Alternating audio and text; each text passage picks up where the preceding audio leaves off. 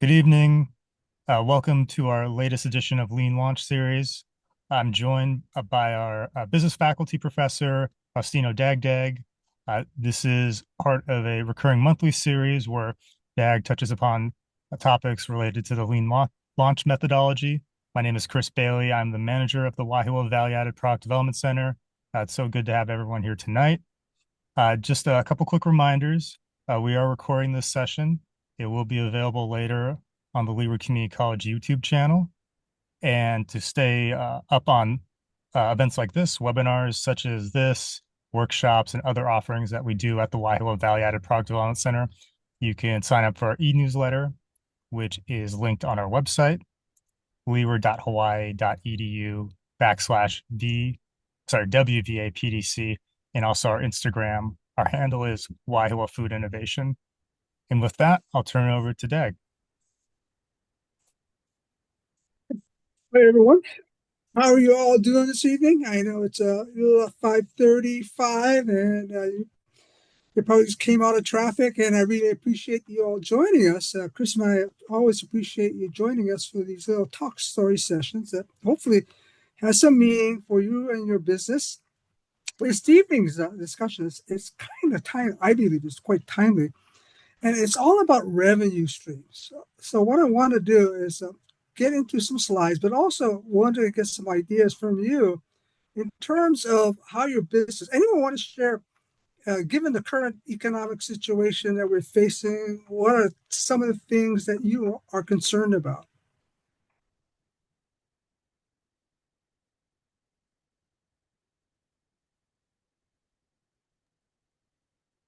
I'm concerned about the prices of everything that's going to go up in the next couple months. I know it's already started, but uh, well, with this with Trump, we don't know what direction we're going to be going to in Hawaii because we're so isolated from the United States. Mm. So, Derek, thank you for sharing. And you are absolutely correct. The prices are, in fact, Walmart just this afternoon has announced that they will be setting higher prices, and Yep. that's a general concern for all businesses and as well as the public. These incremental rising of pricing is going to have a cumulative effect that may be detrimental to a business and especially to the budgets of everyone. And this evening's subject about revenue streams hopefully will help to try and mitigate some of the effects of these price ranges. So let's get into tonight's, talks. I call it talk story. It's not a lecture. It's not a presentation. It's a talk story. So let me pop up my slides, and we're going to start off. We're going to start off with a little history of economy in the state of Hawaii. So let me get to that slide right now. Yeah, share my screen with all of you. All right, there we go. So as part of our Lean Launch series, this is the sixth session of our Lean Launch methodology of starting a business. And so right now, multiple revenue streams are so important. And again, I want to start off with a little history of economics in the state of Hawaii. And so what you're looking at now is a set of quite, economic recessions or depressions, or what we call it, slowdowns that affected the state, in fact, affected the entire United States and sometimes globally. I want to just go through it and give you some background. Like the OPEC oil embargoes, 1973, 1981, there was an early set of recessions. Black Monday, 1987, 2001, the dot-com crash, 2001, September 11th. And then this is the one that might be familiar to most of you. It's a subprime recession in 2008. What's interesting with the subprime recession is recovery was not complete until 2017. It took almost 9 years to get back to pre-subprime recession. And so just as we were coming out of that subprime and we had 2 or 3 years of normalcy, we got hit by the COVID 2020. And as you all know, we have not recovered fully from that 2020 COVID. We're still trying to find out how can we recover from all the different things, especially the supply chain management issues, which is just now starting to normalize. And now we're hit with a very devastating set of circumstances. But let's take a look at what's our economy right now first. So our Hawaii economy right now is projected to be a 1.7% growth, which is a slow growth. And there is attached to that high uncertainty. The overall economic outlook characterizes uncertainty with factors about global economic conditions. As we all know, our tourism industry is not where it should be. And so now we are kind of thinking, oh, maybe we can recover after this. And then, boom, we get hit with the 2025 tariffs. So you can see that we're going, hopefully, not as deep as this arrow is indicating, but it's certainly going to take effect. And there's no doubt about it. And so the question becomes, what's going to happen next? And as happened in the subprime as well as the COVID, whenever these economic conditions change, what's going to happen is that there's going to be a series of economic activity. Companies right now, and if you're running a company, I'm sure you are doing all kind of research or experimenting with different ways in which to mitigate this new economic conditions. And this is something that we are kind of talking about this evening. And the reason is that it's like that diagram I have up there. It's a wave effect. Whatever happens is going to spread out. And so as these waves spread out economically, businesses have to figure out, how can I make those little waves as small as possible? And what happens here is that, hey, Chris, I think there's two people in the waiting room. Okay. So here's the question. So all of us are asking, well, what are we going to do? What's going to happen? How are we going to take care of this? When is, and all these questions of where, what, why, and how. And that's right now at top of mind of almost every business owner, every employee, and the public. So what are we going to do about it? The good news is that we have enough time to pivot. And with the slightly calming of the trade wars at this point for about 90 days, we can make a lot of adjustments to try to mitigate those little ripples so that whatever happens is not as devastating as we might think it could be. So let's take a look at the key question. It really is, where do I start? So I'm sort of assuming that most of you are here this evening to try and answer this question. Where do I start? I'm sure all of us here this evening is concerned. So one of the places that you might want to look first in terms of a pivot is to look at your revenue models and streams. And this is a case where securing multiple revenue streams are more than ever crucial. And the reason is, at this point, the more revenue streams, ways to make money, ways to get money flowing into your company will help to diversify and strengthen your financial position, but also may even open up different opportunities. This strategy has always been a long-term strategy for many, many successful companies who realize that economic conditions change really rapidly. And if we have a system in place of multiple streams, we can mitigate the ups and downs of economic situations. So this evening, what I'd like to do is to really throw some ideas towards your way and have you sort of reflect back in how can we pivot as a company, as individuals. How can we pivot to try and mitigate those waves that's going to come? It's not if it's going to come, it's when it's going to come. It's a case of how much can we lessen its effect. And so we're going to look at several types of revenue models.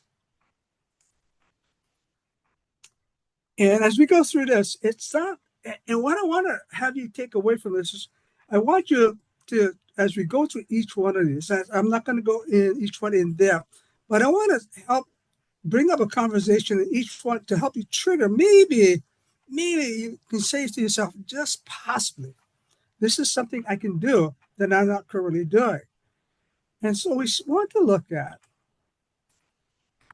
have you all right now, write your current, if you're running a company or you own a company, write down what is your current revenue stream. If you don't own a company or you're not running a company, you're here to just sort of take a look at what's happening. You might want to do it from your personal standpoint as well. But I want you right now to take a minute or two to think about what are your current revenue streams.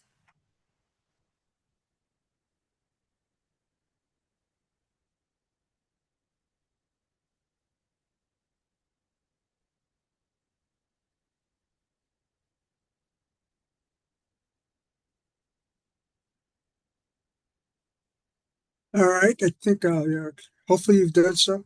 So the next thing I want you to do is to really, as we go through our talk story session on the multiple ways to look at revenue streams, I want you to try to say, can you add one or more new streams as we go through it? This is what the challenge is. This is the challenge I want to pose to you. As we go through each of the discussions, try to see, is this something that I can use in my current company or my current position?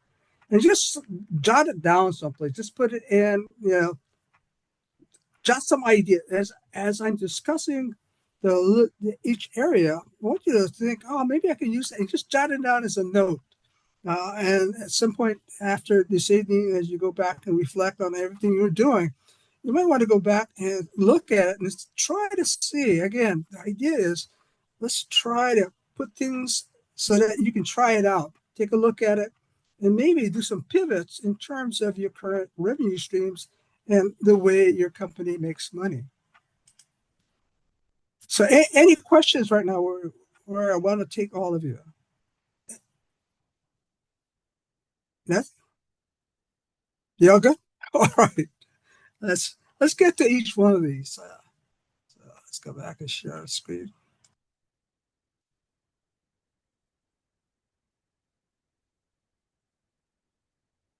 Hey, Chris, can you see my screen? Not right now. Nope, cannot. No, that's what I thought. Let me try to get back to that. That's what I thought. Okay. All right. There we go. Can you see it now? Yep. Okay, great. Thanks. So the first one, of course, is what everyone has right now. It's called transaction revenue. Transaction revenue, it's a sale of a product, one-time sale. Either direct sale, retail, or wholesale. It's a single transaction. In terms of services, like direct haircut, plumbing repairs. So almost all I'm sure, this device is, oh, yeah, I'm doing that right now. But what we want to do is take a look at this and look to see, is there anything else we can do when we go through the others? The next one up is called recurring revenue. Let me move this aside so you can see some of this stuff. Recurring revenue, and what this is really looking at how to get income from ongoing payments on a regular intervals. The one that really intrigues me often is this subscription fees. So a lot of times we talk about subscription fees and we think about, magazine, wine of the month club, Amazon Prime is, again, something. I want you to start to think, can you create a subscription plan? If you look to the left on transactional, you're selling products one at a time. Can you create a program or some kind of promotion in which you convert some of these one-time sales into a subscription plan? As an example, if somebody is constantly coming to your site, they have to travel, and sometimes you run out of product. And in this case, they may arrive and you're out of product, and so they're disappointed. if you would say, well, look, would you like to have a monthly subscription on certain items, well, cupcakes, for as an example. And so when you ever come to your store, if you're a cupcakes pastry shop, it's always there because they have a subscription. It's almost like a guaranteed order. Or can you create a little club, like a wine of the month club? You can be a mochi of the month club, something of that sort, in which you take these single transactions, but then on your loyal customers, create a program in which they are always guaranteed product under a subscription fee. It's almost like a club. So you might want to think about that. The other one is membership fees. You might want to, again, start up another version in which you charge membership. And the membership could have different types of benefits. If you're running a service company, you may add certain benefits. As an example, I have Costco up there, and Costco's revenue model really sets up that Costco exists primarily due to its membership fees and has profitability from their product sales, but most of their profitability comes from membership fees. And so this is another way for you to take a look at, can I set up some kind of uh, you know, club or some kind of way in which I can set up membership fees.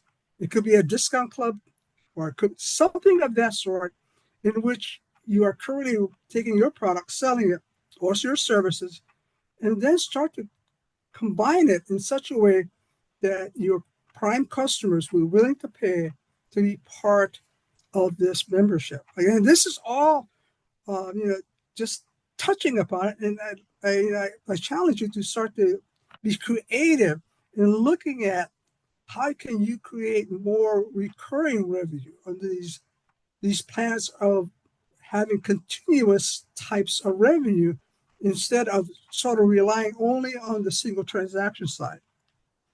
The other one on the bottom, which may be hard to see because of the bar, is rental and leasing fees. And sometimes you have equipment that is not in use, so can you rent that out?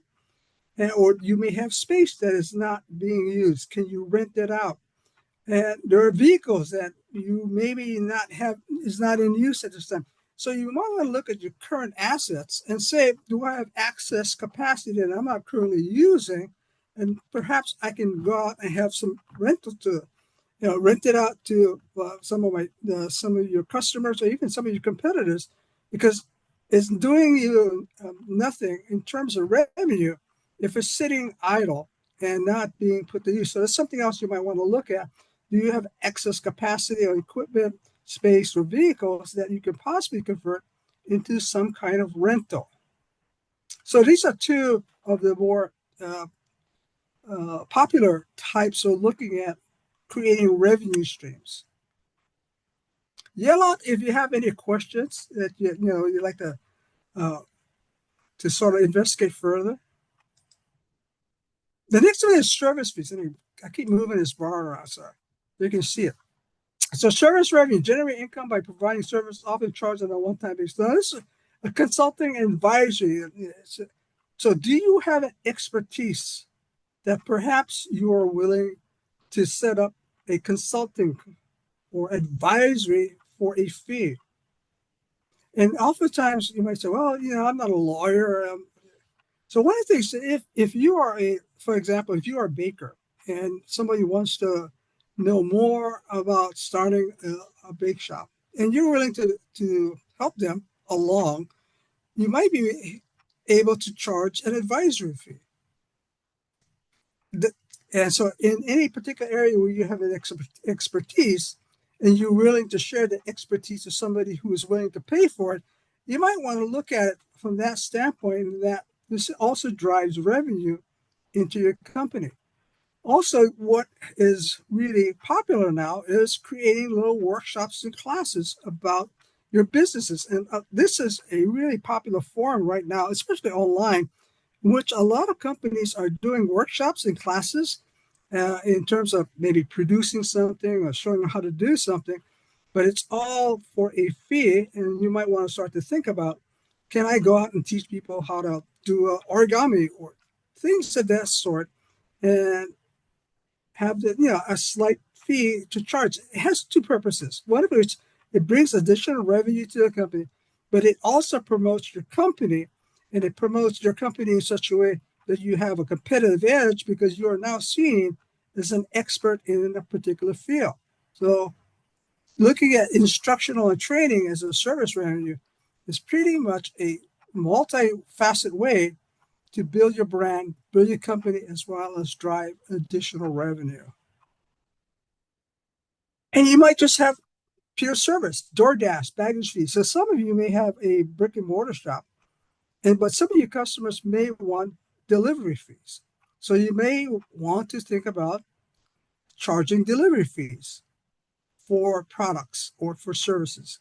So this is an area for you to sort of look through. What I want to really look at, so think through your business and say, can I find a way in which to charge some kind of service fee for whatever you think you can possibly get through. Let me stop right there. I'm going to stop right here.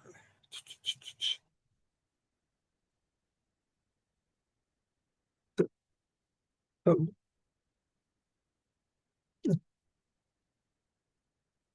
let's stop short. So, any questions right now about those three? Yeah. If not, I'll stop occasionally to ask this out. Some of this might be, like, what is he talking about? But I want to have you explore each one of those so that you can sort of be, really looking to add one or two more ways to add streaming. Let's go back and share.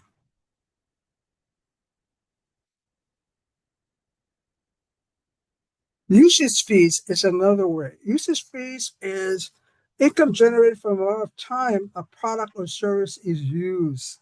So again, do you have excess warehousing space? Do you have things that are not currently in use by your company, but you can temporarily have people use it for a very short term? And again, usage fees and rental fees are two different things. Usage fees is for temporary, like they can use it for an hour and you charge for hourly fees.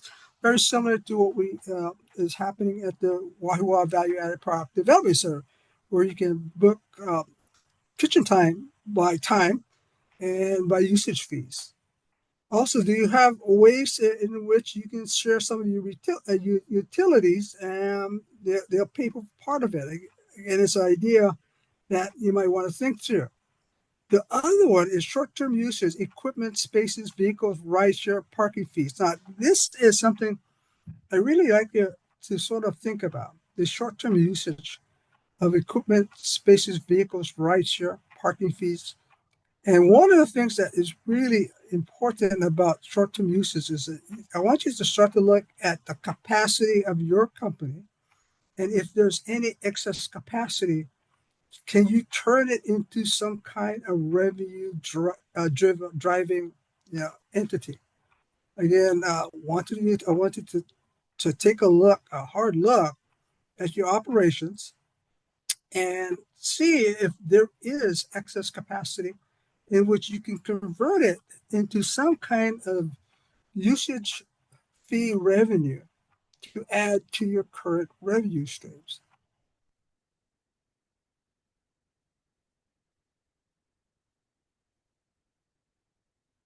The next one is called intermediation fees. Intermediation this is your brokerage fee, and this is something in which you can charge for facilitating a transaction between one or more people.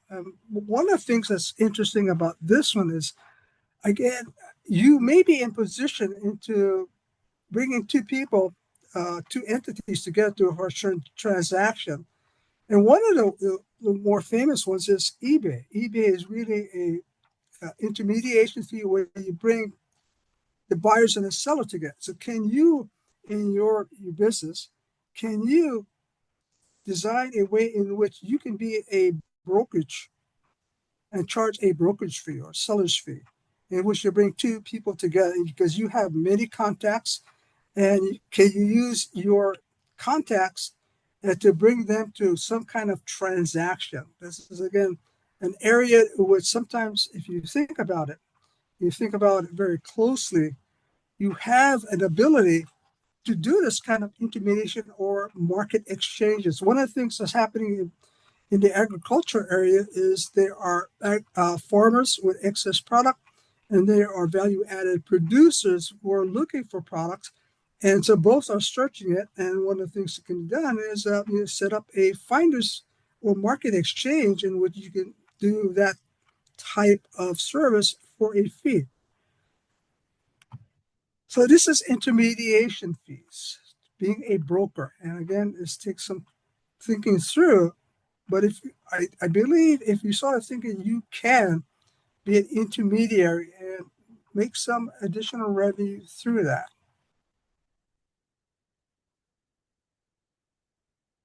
Now, advertising revenue, this is everything. Sometimes when we look at it, generate income from selling advertising space on the communications platform.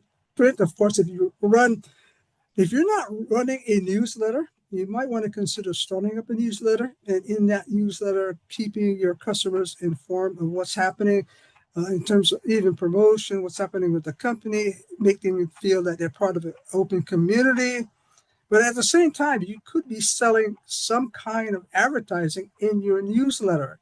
And this could be even though it says print, it could be an online newsletter. It's just very similar to the newsletters that we have at the Wahiwa Value Added Product Development Center.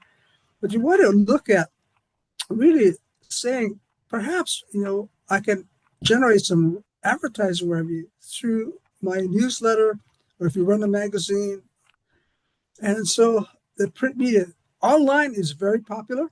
In terms of blogs, if you have a blog or you have a website or you're on social media, you might just want to look at, can you advertise? One of the things is, in terms of advertising, it could be complementary products to your product or service that you're selling.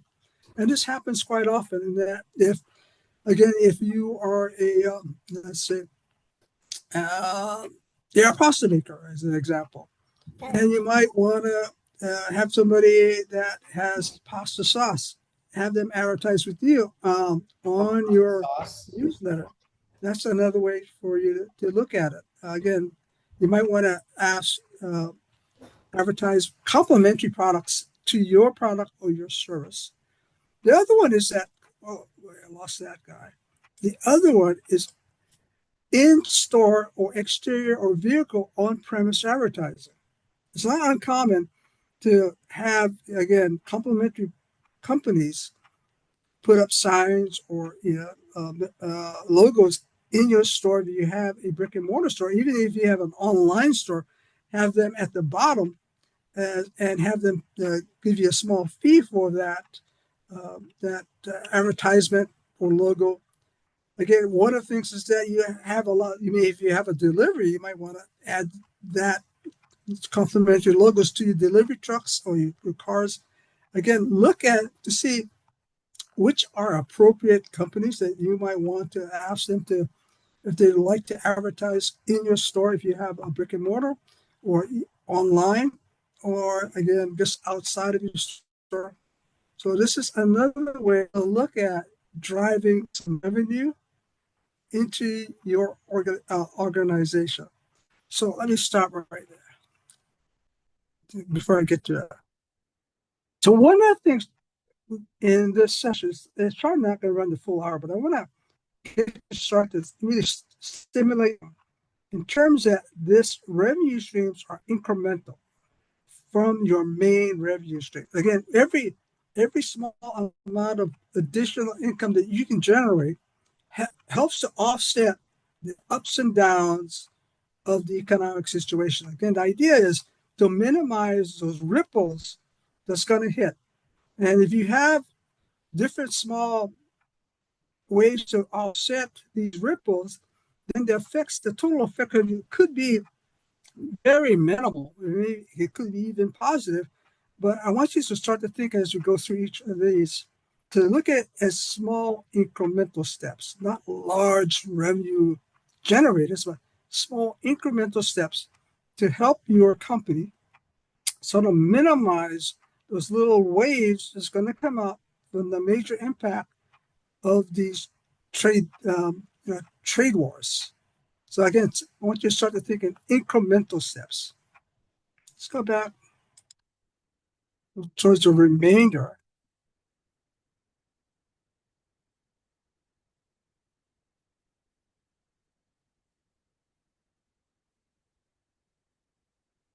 Project revenues is another way. Can you create? Can you construct something? Can you help create develop a product? Can you again have training, educational? Event planning is another place that you might want to look at. So when we talk about project revenue, it's not just helping to build a structure or to develop a new type of product or educational. Event planning can be a huge part of this project revenue segment. If you're, excuse me again, if you're producing, let's say, patelis, can you create a package in which it can go into some kind of party planning? If so, again, the idea is, can you take whatever you're currently selling, whether product or service, and can you incorporate and create a package that can be used for some kind of event? It could be holiday events, could be wedding events, anywhere in which you can get your product or your service sold in large bulk due to very specialized types of events. Graduation is just huge at this point. So a lot of event planning can use uh, uh, can be applied during the graduation season. So again, once you start to think about the project revenue, do you have the ability to help somebody build a structure or help somebody create a new product, or again, run training and educational classes, workshops, and as well as can you look at your current offerings and try to convert that into some way in which you can participate in events. This is super popular now, especially with young people. Affiliate marketing. So affiliate marketing is always online. But it's really generating commission by promoting other companies, and then you get a small commission based on different types of formats. So this again, for a lot of young people, especially young people in college, they are really big on affiliate marketing. And what it is that it's a way to get a small sided percentage depending on the platform that you're using, the program that you're using. So you got pay for sale. I mean, you get a percentage for every item that's sold, or pay for a lead, and you might get a commission, a small commission, if you generate some kind of lead for a company. Pay for per click has been around forever, in which every time somebody clicks on something, you get one quarter of a percent of 1 cent, but it adds up over the hundreds of thousands of clicks and cost per action. Again, this affiliate market is very popular, and you might want to look into it. I won't recommend any particular platform or areas. You might want to just look at it. But if you think this is something that you would be able to do, you might want to look at it because it's very popular, and there's a lot of platforms that you can use to get into affiliate marketing. It also is a great way to get your company brand up in front.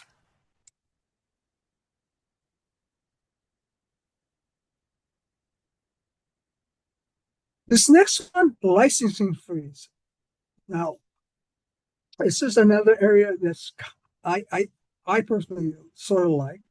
It's a generate income from use of intellectual property of specific area. Franchise fees. We'll have a next slide over. It's going to be more intricate on that.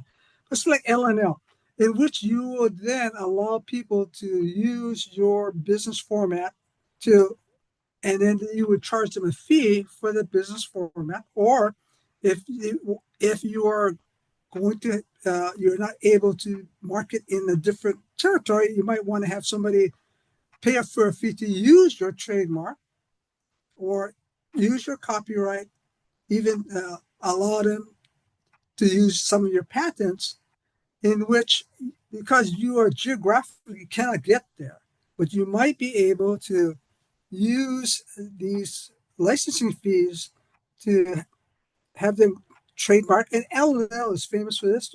The L&L business is largely a franchise fee base, but it also allow for use of trademarks. Again, copyrights is another one. If you have recipes as an example, you might want to, you know, have people use your recipes for a copyright fee, so they can actually use it. Media fees and use of content. And again, this is again big on online, in which you have a lot of influencers. So a lot of times what happens is that you have interesting content about certain parts of your business or certain parts of your expertise, and you might want to have somebody use that content for their own purposes, and you might want to charge them a media fee. So these are licensing fees. Again, it's about intellectual property. And each one of you have some kind of intellectual property that you might be able to help generate, again, incremental revenues to your company.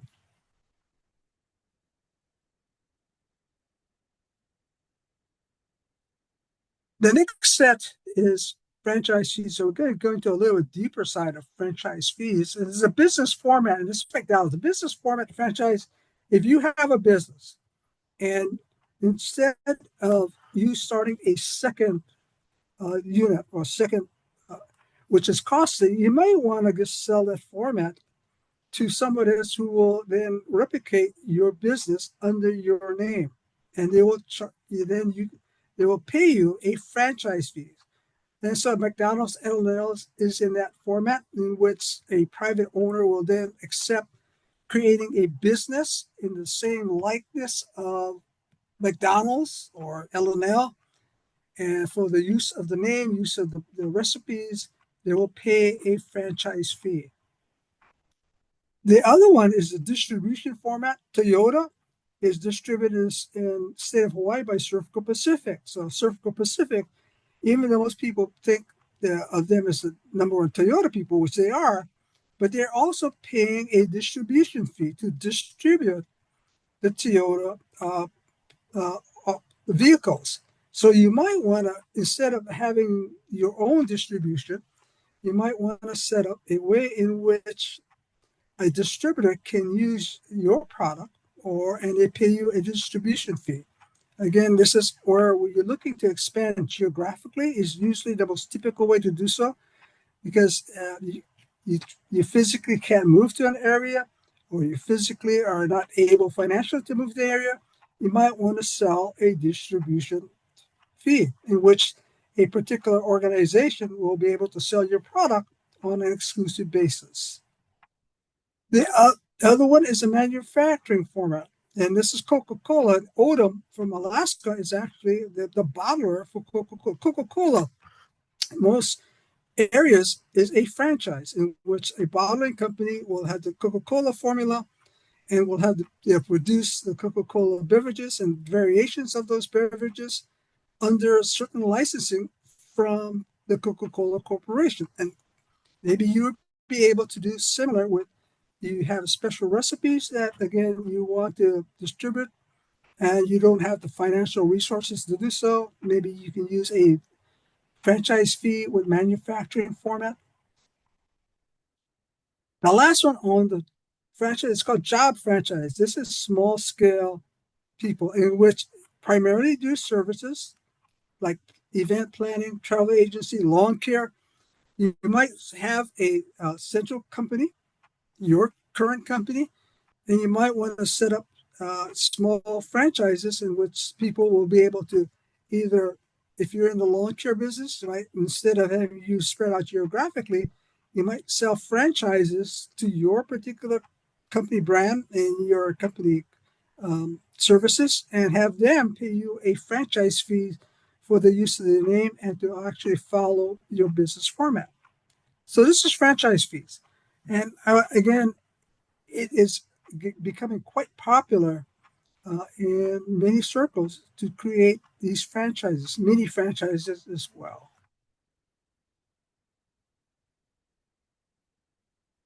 So is there any questions right now? Just yell out. Okay, so let's talk about now that I've gone through about eight or 10 of those things. Let's take a look at your business and see what we can do in terms of maybe how to implement some of these, different types of revenue models. So let's go back to the slides.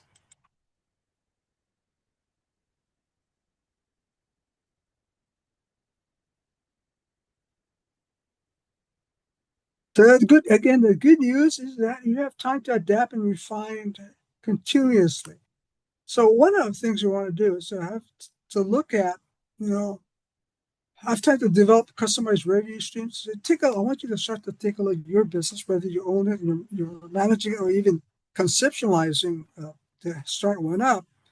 First thing we like to do is, okay, so assess your current revenue stream. I asked you earlier at the start of the evening to write down your current revenue streams. And I want you, after this evening, take a look at the current stream and see which of the streams, if you have multiples, is doing productive work and which one is underperforming. Because if you have an underperforming stream, you might want to look at either changing it or trying to fix it in terms of the current economic situation. A lot of your streams were set up in probably good economic situations in which the economic situation allowed for these streams to be very productive. But as the economic conditions change, the productivity of each of those revenues may be waning, or you may have another stream that may be advantageous in this current economy. Now, as an example, again, if you have a single purchase model and people come to your brick and mortar or your site, on a regular basis, and they have to come, can you make it easier for them who now, for instance, are or trying to save on gas money and they won't come to your store quite as often? Can you do things like delivery to them, or can you do other things uh, in terms of creating a subscription program in which you can have these products available on a regular basis without them coming too many times? So again, this is again, I'm just throwing things out, but I want you to start to use some of your imagination to see what was my current situation and what do I need to do to make my current. And once you've done that, the next thing you want to do is to look at new revenue streams. And we've investigated with talk story a little bit about each of the 10 streams models that we discussed. So can you go back and then look at each one of them? You have access to the slides in the video. Go back and take a look at it and say, all right, let's experiment a little bit. Let's try and put what would happen if I did this? What would happen if we did a subscription? What would happen if we did a membership? What would happen if we did some event planning? Again, the idea is now's the time to do these what ifs and see it into your current business and see if you can make it in such a way that possibly if you introduce this into your practice, it will generate additional incremental revenue. Now is a great time to explore because again, we have this 90-day pause, and now it's a great time to explore. Always go back to your customers with these ideas and ask them, what do you think? The other thing is that start to customize whatever you're doing with product or service. Start to customize and innovate. Try to do personalization in terms of your top 20 customers. So these top customers of yours are the ones who's going to provide you very strong revenue given any kind of economic situations. So you want to make sure that you are aware who they are and you're aware of the types of demands that they may want as the economic situation change, and that you're able to then customize parts of your offering, whether product offering, service offering, in such a way that you sort of make them feel very, very special. This is critical in terms of stabilizing your revenue, in that it is this group of the top 20% of your customers drives 80% of your total revenue. You make sure that you are aware of what their needs are and you're able to customize your offerings to them as much as possible. And in this customization, you may be able to charge additional fees. So again, the idea is go back to your customer base, to the most loyal customers, and start to really engage with them to see as this economic situation changes. Again, this is currently it's very fluid, but you can see where the ripples are starting to take effect. And as the ripples take more and more effect, you got to stay really close to your customers, your top 20 customers, the 20 percentile customers, to see where you customize and innovate. And the last thing you want to do is constantly monitor feedback from your customers. This is, like, again, one of the things when the economic waters become very, very, turbid. One thing you want to do is you really want to stay on top of your top 20% customers and look at how do you need to change how you do business with them. Like, at each of these areas that you look at is going to be important from the standpoint of what does your customers need in terms of services that addresses the current economic situation. And if there are areas in which you can make these adjustments, make the adjustments, and also see if in doing these adjustments, can you get additional revenue from them? So these are tips in which it's very important, especially in this current economic turbidity, that we start to look at where we are, what we need to do, go back to our customers to make sure we understand what our customers are looking for in terms of changes, and also make sure that they are always top of mind as you move forward, and always looking to see that you can stabilize your current revenue, but also be able to add incremental revenue so that each of those little effects of the trade wars is not going to be so impactful that you put in a very harsh position.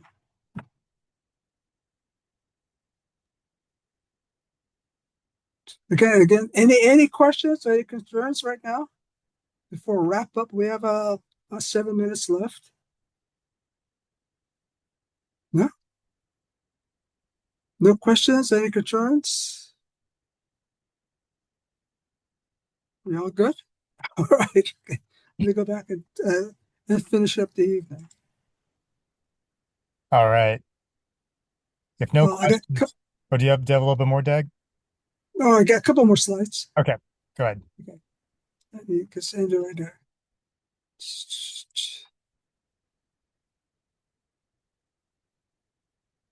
So, if you do have, I know you may not have it now, but if you do want to have a one-on-one consultation with myself, either in person or Zoom, please contact the Whitehall Value Added Product Development Center, and we'd be more than happy to go ahead and set up an appointment, again, in person or in Zoom, to talk story about your situation and what we can help you with.